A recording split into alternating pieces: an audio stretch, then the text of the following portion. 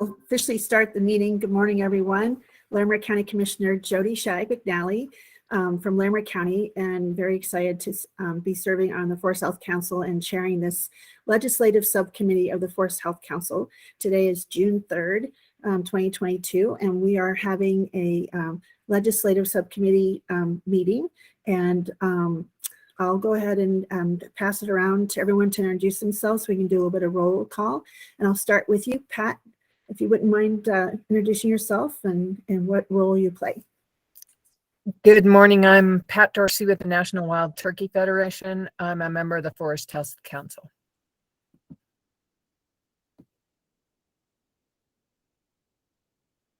Samantha? Good morning, everyone. Samantha Albert. I'm representing the Office of Economic Development and International Trade. Thank you. Christy?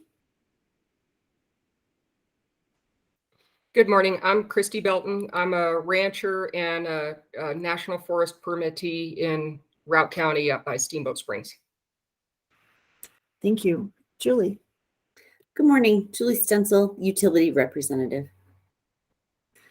Mr. Morgan? Mark Morgan with Morgan Timber Products and also for Colorado Timber Industry Association. And Courtney? I'm Courtney Young, Wildfire Mitigation Program Facilitator with the Department of Natural Resources, filling in for Angela Bogue today, taking notes. Great. Thank you so much. Appreciate you doing that. So, Courtney, can you help me? Do we have enough for quorum? Because we have 6 of us today. Is that enough for quorum? Let me check. I'm not sure who the regular members are, so let me see. And I think we said we weren't maybe going to count Matt McCombs.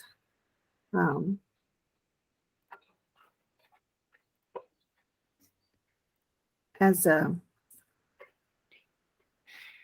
Okay, so we have 6 out of 12. I'm not sure if that and makes is that counting Matt McCombs? No, Is that Matt? that's removing Matt McCombs. Okay, so I think quorum would be 50% or more, correct? So I believe we can go ahead and call that we have quorum. Okay, great. I don't remember exactly what we had voted on. So, so with that being said, I'd like to make a motion or ask for a motion, but I have one change to the minutes from 5/20/2022 or 5/20 on 2022. When it said about we lost one of our best emergency managers. Actually, it wasn't. I want to say we did lose him, but it's an emergency manager. She's one of a staff member for the Office of Emergency Management, and she's moving to become head the resiliency. I wanted to change that from not emergency manager, but one of our best staff from the Office of Emergency Management.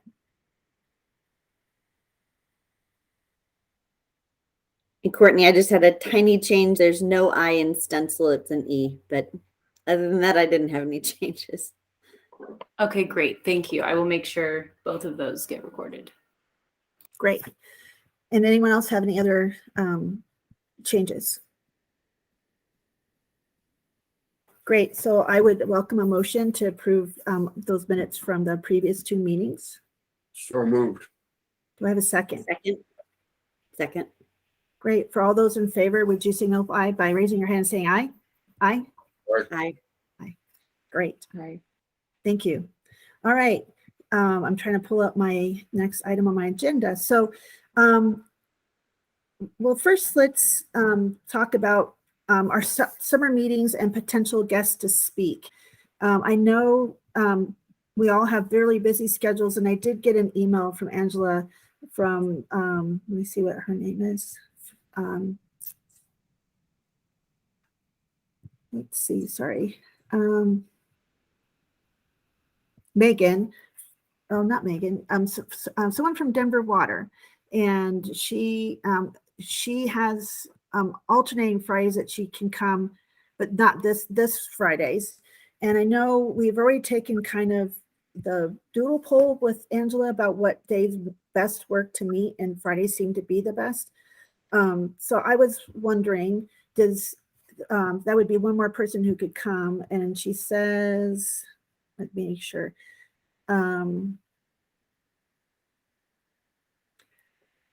So I don't know, how does this work for everyone? Because we have to make sure we get enough for quorum, and I hate for us to keep meeting and not have quorum.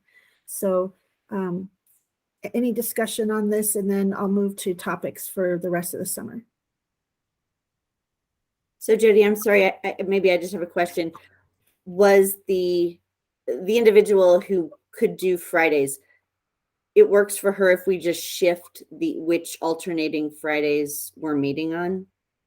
Was Yeah, that? let me just read it. She said, the meeting times likely will not work for me. I'm off every other Friday, and they fall on when this committee meets. I have every other Friday off. So if we switch the Fridays to the next Friday, then she'd be able to meet. Got it. However, next Friday, I'll actually take a few days off. So we'd have to go to the end of the month. So has anyone have a conflict for other Fridays? The only other thing is if she's on the other committee, I guess, subcommittee, like I am. So if she needed to not serve on this one and just the other one, then that would just put us down to 11. And then we would have the 5 would be quorum. So I'm open.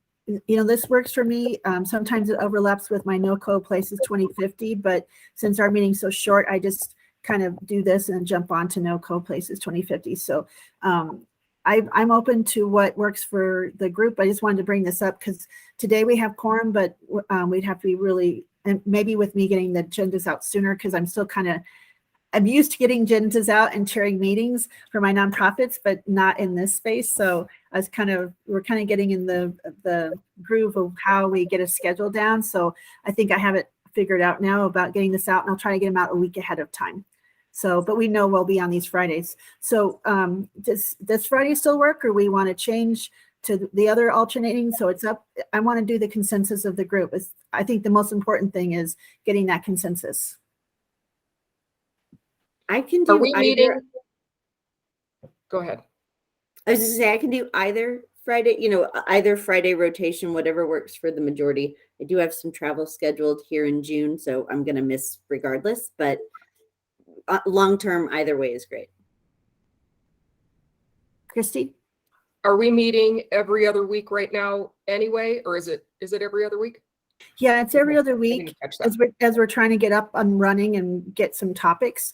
But maybe that's the other thing I wanted to talk about is maybe because of summer schedule and we have the 5, the consensus or quorum that have been coming consistently for the last couple of meetings, that we know all of our schedules maybe, and maybe we pick a few Fridays through the next 2 months, because I know probably vacations like mine are going to, jeopardize that. So I can send out an email or another doodle poll. Maybe Courtney and Angela can do that, and we can just kind of get everyone's availability for the next month of June and July and beginning of August. So we make sure we have that consensus, but try to keep it on Fridays.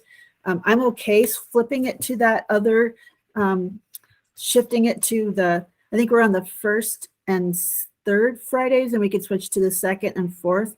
It's just, I will be gone. I'm finally going to take some time off with my husband who works in the ER. So those are the 4 days I'm actually able to get out. And then we have another gentleman's here. So how do we feel about that? I mean, I hate for us to have another survey because we already filled out that survey. But looks like today we have consensus. So I don't know. I'm happy to keep it here. I just wanted to make sure since she requested it. So I think if we get started with topics that interest people, then you're going to have them show up and you're going to get your quorum. I think the key here is to get doing business, and then people, if they see that it has value, you'll have participation. great.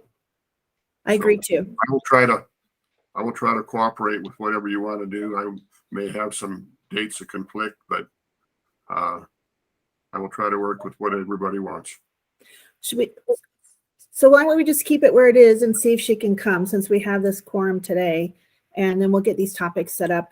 And then why don't all of you maybe I'll send out an email and ask everyone to send, privately what days are off for the next couple of months, just so that we maybe can heads up that, because vacations happen. And I'm especially after this tumultuous time of a pandemic, we all should take some time to kind of recharge. So, and I know Mr. Morgan's probably really busy with the time to get out and do, now it's the busy time of year, right? So, A very busy time of year.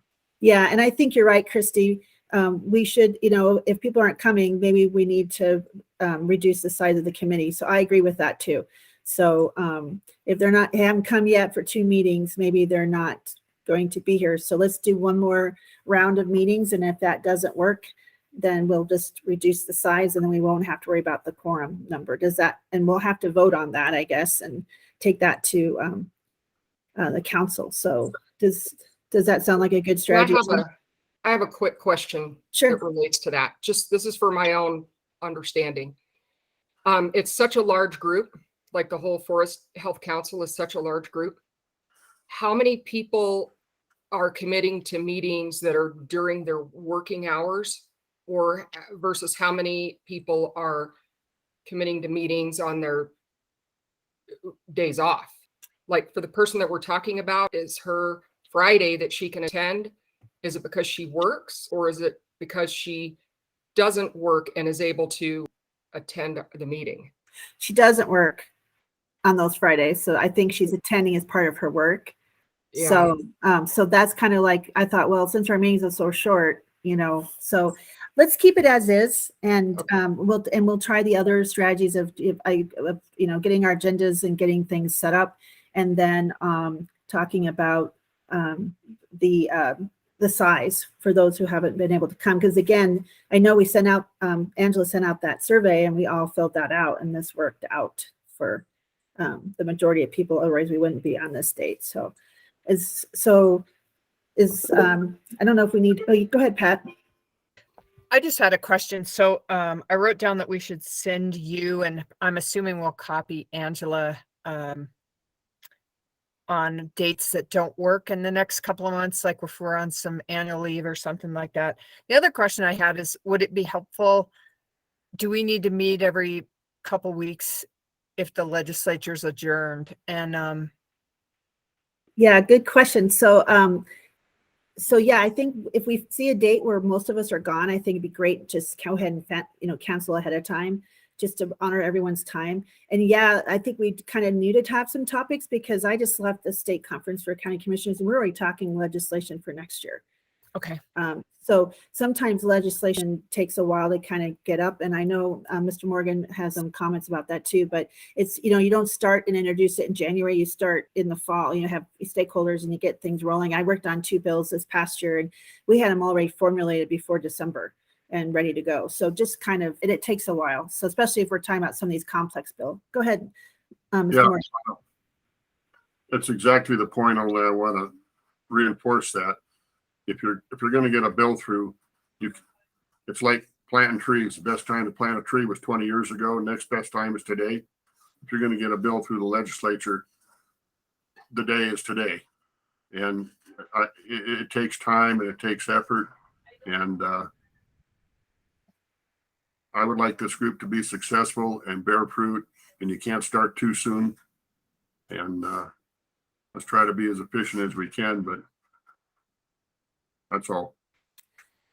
And Mr. Morgan, I heard that probably 3 times over the last few days of the conference about planting of trees 20 years ago and today.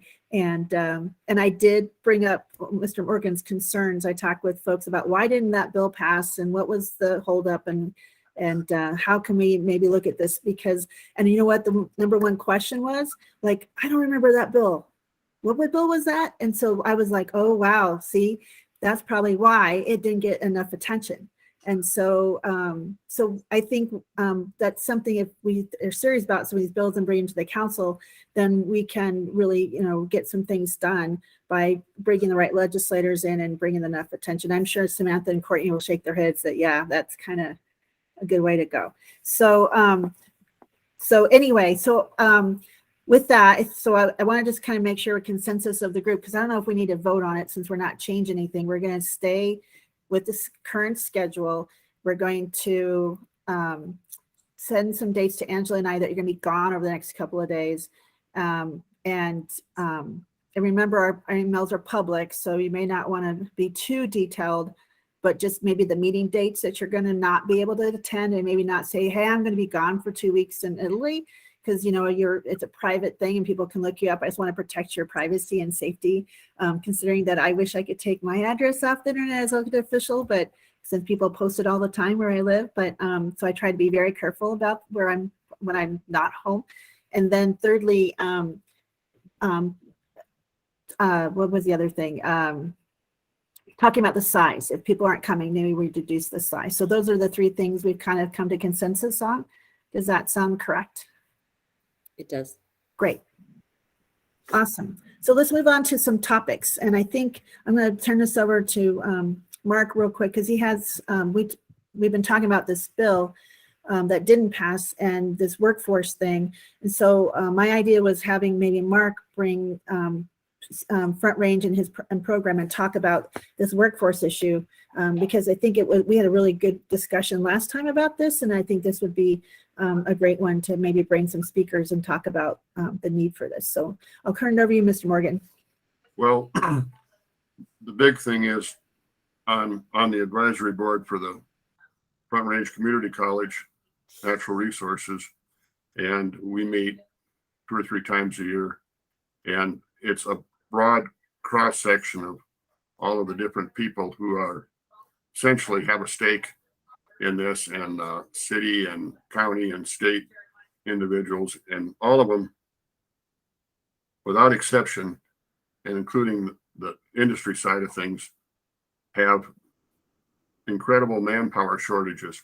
The only one that claimed that they didn't have was NRCS, and they said, but we have enough people, they just aren't trained and don't do what we want. But it was the Forest Service in this region is attempting to fill 550 positions in the Rocky Mountain region. And I mean, they're incredibly shorthanded. I have mixed emotions about more people there, but the industry is incredibly shorthanded. All of the different groups, state Forest Service can't attract people. So we have a huge waterfall of money coming down. If you look at all these different programs, that has never been out there right now, and everybody's gearing up to get their work done, and nobody has anybody to do it with. And we have, so my point being is, I'm looking for a way, or for your help, to funnel money to, or support for our college and high school programs. High school being almost as important as college. We have a associate's degree in forestry and SAF accredited school here at Front Range, and those are very rare. There's only like 2 or 3 of them in the country. And I think that 2-year degree is a really valuable commodity, and oftentimes people don't have the money or the resources to get a 4-year degree, and a lot of the positions don't need a 4-year degree. And so I think there's an opportunity there. And in the past, that program had a high school program, a career pathways program. And with COVID and everything, there was a lot of reasons, but they've had a good 30-year program that has a great track record for producing the people that we need to fill positions. And I don't want this to be all about Front Range. I want it to be an example of something that we need to encourage and provide funding for. And I don't know about the legal pathway through the legislature. You know, it gets pretty convoluted when you go back to the Board of Regents and stuff for these colleges. But we have to provide funding and support. And also, if you look at other colleges that are really successful at this, or other states, Oregon has a great program. Obviously, they have a huge timber industry, but they have a great program. And the key to their whole program is high school programs. A lot of kids are not going to go past high school, and a lot of the positions you need to fill if they got a good vocational education in high school or a year or two of community college, they can provide services that are needed for all of these agencies that are trying to get their work done. So I'm soliciting help here for the pathway to bring knowledge or support to get our college schools and our high schools producing what we actually need for a workforce to do this work. And there's support out there. I'm dealing with a person for there's federal money through the Forest Service a little bit, but right off the bat, they qualify. The money will qualify for a 2-year or a 4-year degree, but the Forest Service says, well, we want to go for 4-year degrees because that fills the positions that we're most short in. Well, not everybody's in the same boat. So I guess I'm looking for the knowledge of this group right here and how do we steer something through the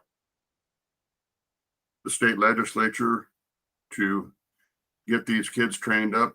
We don't need 27 million more computer wizards out there. We need people out there doing your work. And I think Stevens Point, Wisconsin is a great example. Oregon is a great example. They get the job done. We've got a great program here at Front Range Community College, and it needs to be supported. But I think we need other programs. And our executive director for Colorado Timber Industry Association, Molly Pitts, has been working on this. She's a great resource. So I would suggest that we reach out to some of the people from the colleges.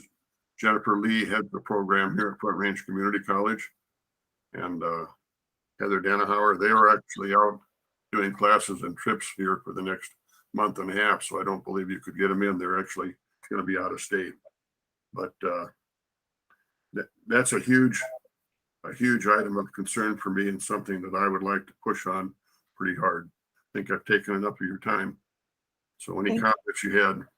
Yeah, thank you, Mark. I think Pat wanted to add something, and then Samantha, because I think this is something we could split up into 2 meetings because our meetings are short, but I think this is a good topic of discussion. Go ahead, Pat. I just wanted to say that if you remember at the last meeting, I said I would follow up with Molly Pitts to maybe find out why the legislation didn't go through the governor's office or through the legislature last session. And Molly thought it had to do with the fact that everyone was really behind the workforce components of this, but there was a tax credit, I think, to operators for $10,000 if they bought a new piece of equipment. And Mr. Morgan may disagree, but Molly thought that the workforce component number one was more important, and that when you're buying a $500,000 piece of equipment, a $10,000 tax credit probably wouldn't make that much difference to operators. So there would be an opportunity or a $40 million piece of equipment. Mark laughed, so it's probably I was way off on that number, but No, you're right. You're right on the money. okay, that we could maybe tighten up the language on that bill and push a lot more for the educational components and be successful. Yeah, I that's what I was hearing too, and obviously with the amount of folks I asked about, even the people that are the kind of the county lobbyists, that county commissioner or county's lobbyists, that not that they did, knowing that they didn't know the details. Obviously the bill didn't get maybe enough support through agencies. So Samantha and then Christy, with your question about Youth Corps, and I thought maybe we could bring in some of those people to talk about this, and maybe it does need to be more kind of focused on the education, awareness, and workforce piece. But go ahead, Samantha. Yeah, thank you. Yeah, I met actually the other day with Scott Sigerstrom with the Colorado Youth Corps Association, just hearing about some of their upcoming programming. And I mean, I think there's a huge potential there. I mean, to be quite honest, when I talk to any of our land manager partners, whether it's state, local, federal level, but especially the local level, they're afraid that they're not going to have people filling their positions when they retire, right? And so I think just generally natural resource careers are hard to fill these days, which is bonkers to me because I would love to be outside, especially if I were in that 18 to 25-year-old range. With that said, I think let's definitely invite Scott to talk and see if there's an opportunity there. And I'm certain he would be interested in, whether we decide to run a piece of legislation or something supporting that and getting the Corps across the state involved if need be. Great. So I think that's a great point. So I'll go to Christy and then I have a comment on that. And then let me just welcome Commissioner Ben Tisdale, who I just left from conference. And hello, Commissioner. We're talking about, just so you know, a couple of things we've discussed is we're going to go ahead and keep our meetings on these alternating Fridays, but we're going to go ahead and get set up with some topics for the next couple of weeks and months, so we know what's on the agenda. But I know you'll be kind of out of town, so you probably won't be able to join us till July, correct? Correct. In fact, I'm already out of town. I'm in Provincetown right now. Oh, so Cape Cod.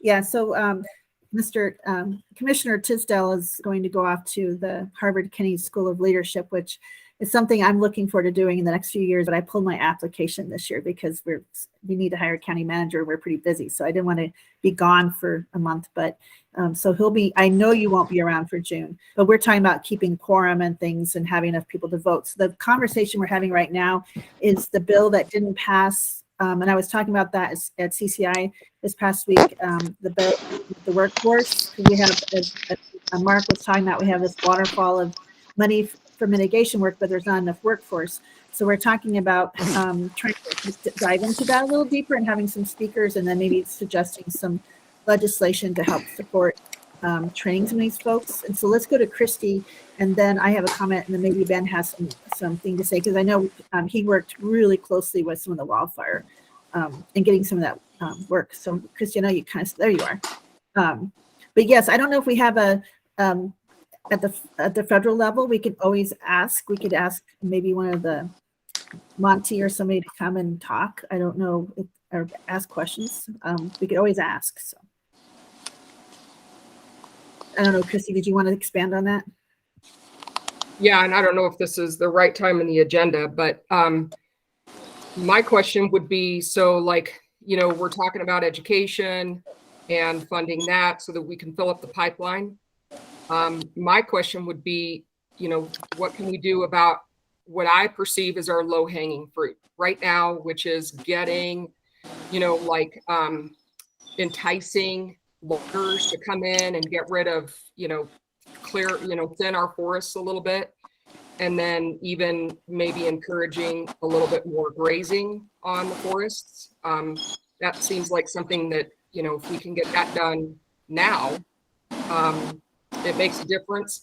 If I could figure out how to upload photographs, I would show you guys. I took some photos a couple of years ago because our forest permit is, it's got so much down timber. It's totally unhealthy, but they did allow some logging years ago. And I can show you guys the difference between, on one side of the road where they logged and you've got this beautiful, healthy forest. And then on the other side, they weren't able to get to or didn't. And it's just a total tinderbox. Is this the appropriate place to have that discussion? I think we can always have the discussion and talk about it, right? And bring that up. So I'm hearing enough topics for maybe 2 meetings for this summer, because I think this is a large discussion. So so I think that's another good point to bring. And then I was thinking about Larimer County has their Conservation Corps, and we bring a lot of folks in who are doing work now. And they helped a lot with the Cameron Peak Fire. And there are actually some folks who lost their jobs during the pandemic, and they were recruited into that program and are now finishing it. So they're working in the program and getting the training while they're getting in their associate's degree. And so I was thinking about bringing them in too as a speaker. And they've done a lot of work recently. So I think that too is a good conversation to have. So along with this, so it sounds like we have like maybe 2 full meetings of topics. So let me invite Commissioner Tisdale to comment on this, because I know he worked on a lot of these bills. And what do you think, Ben, and what kind of insights do you have? Yeah, I think, and Mike Morgan is also aware of all these, some of the previous efforts around, trying to increase the pace and scale of thinning and logging targeted areas. I think the biggest opportunity we have is to really work with the vastly increased amount of funding from the state in this year's budget, or this just coming out of the last year's legislative session. So I think I would see a whole topic on how to make the best use of those new increased funds that are, we have far more funds to work with for forest health than we ever have for projects, whether it's furworm or other things. And maybe that we need to first understand what the amount that the legislators put aside for use for different projects. Is that kind of what you wanted to hear on, Jody? Yeah, but I think we know there's a lot of money for projects, but it sounds like from Mr. Morgan's perspective, there's not the workforce to do the work, right, for the project. Okay. Yep. And so you're right, there's a lot of money for projects, and that's what he was kind of just referring to, kind of this waterfall, but he was mentioning about 500 positions that they can't fill right now that need to fill to do this work. And so everyone's out in the field right now being really busy. And so we thought, well, maybe needs to be some legislation focusing on getting some more folks in the pipeline, for this career. And also, to Christy's point, we need people now. So where's the low hanging fruit? So get some folks out and help support now. So I think those are what I'm hearing from everyone. Yeah. And I got that. So I would think maybe we should check in with the SWIFT crews, because there was legislation in the last year to basically this what is it called, the state wildland inmate fire something, and they can also do they're also available not only for fire suppression but for mitigation, I believe. So that's another great point. So maybe we can go ahead and have them come present too about what's availability for that. So, so Courtney, who would be the best person? Would it be Director Gibbs, or who would know the status of the Mr. Morgan has a good idea of some of the status of availability, but who overall in the state would have some information about what are the available resources, and then kind of getting an inventory of the gaps and need. Like, if we know we have SWIFT and we have some folks working for the U.S. Forest Service, how can we get like an overall picture of where the needs are and the gaps? Yeah, in terms of the workforce, I think Angela could actually be a really good person to talk about that. The Colorado Strategic Wildfire Action Program, which she is the manager for, and Allison and I were hired to help run, has a workforce development component. And so this topic has been in our meetings a lot also recently, and we do work with the SWIFT crews and the youth corps, and we are getting ready to start our second iteration of workforce development. And we are asking ourselves again, just like you are right now, what is the best way to support the workforce? Is it through SWIFT crews and the youth corps, or is it possibly through education? And so I actually think Angela would be a really great person to talk to about this. And I know she'll be back probably for your next meeting, but she's definitely keeping a pulse on workforce development. And we've been meeting even with Molly Pitts to try to see what she would recommend. And so maybe having Allison in the call also.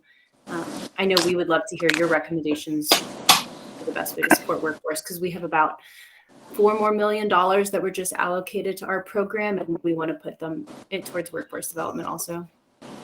Great. Mr. Morgan, I see your hands up. Couple of quick comments.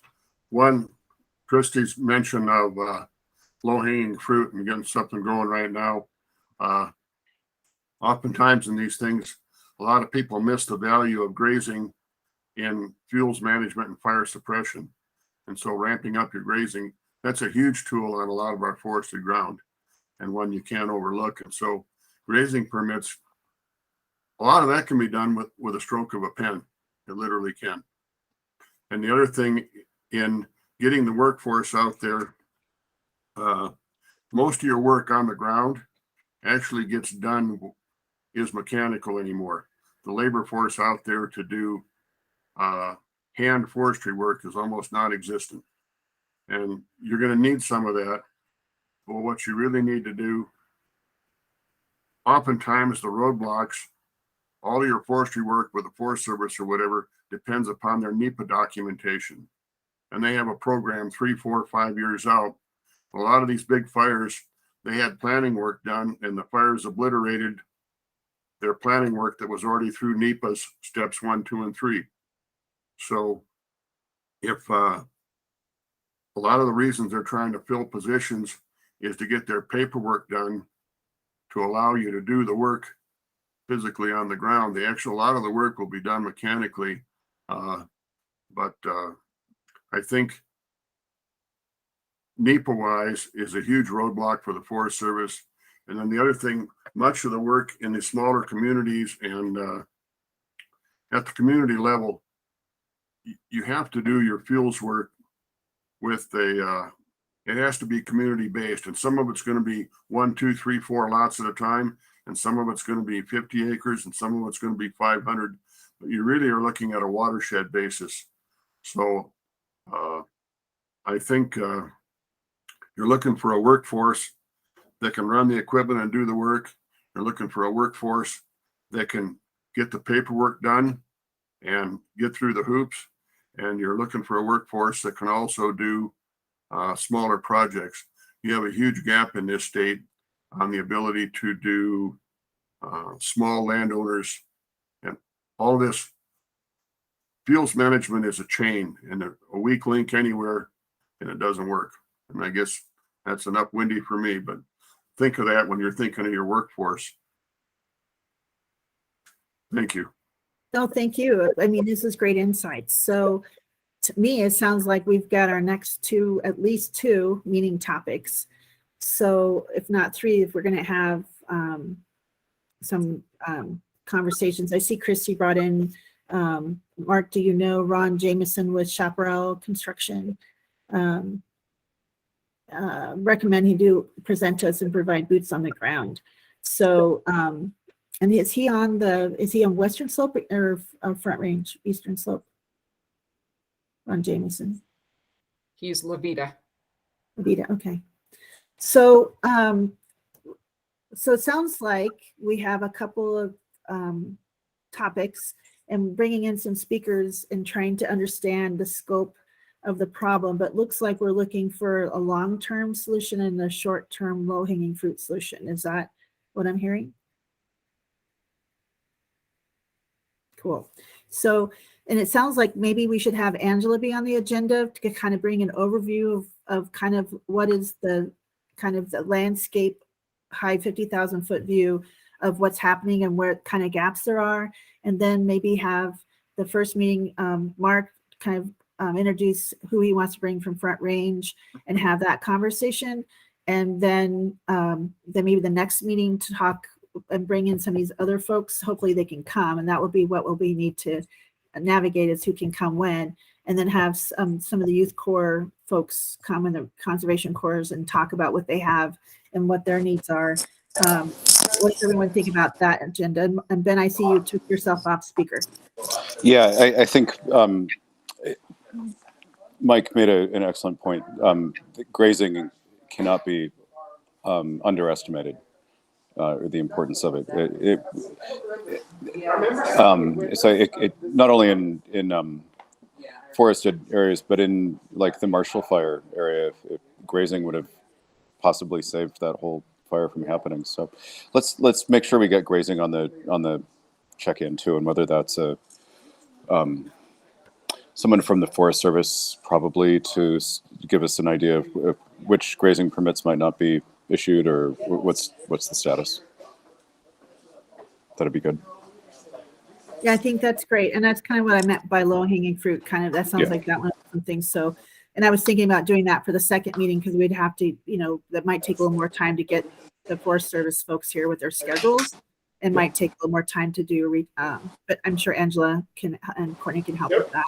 So it sounds like we've got at least 2 meetings of topics for the month of June. Does that sound I mean, we could really pack them, but I want to make sure we honor everyone's time and we try to end at 9:20 and get things done. But we can really pack these in with some tight speakers and presentations, and then expand going forward if we need to have more information. Go ahead, Pat.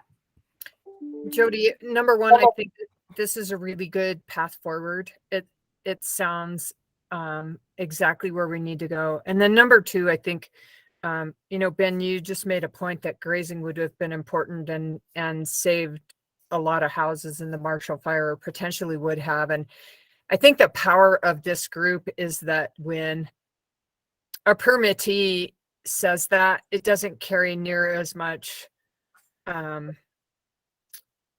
credibility or whatever, if we want to call it that, because they're advocating for their own interest. And I think if we can, as a council, come together on some of these key issues and provide support across the board for different types of activities, it's going to be huge.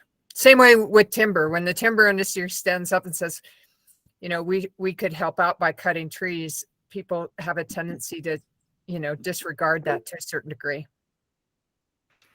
Go ahead, Julie. Thank you, Pat. Yeah. Thanks, Pat. That's helpful, because as I'm trying to get my mind around the identification of the short-term and the long-term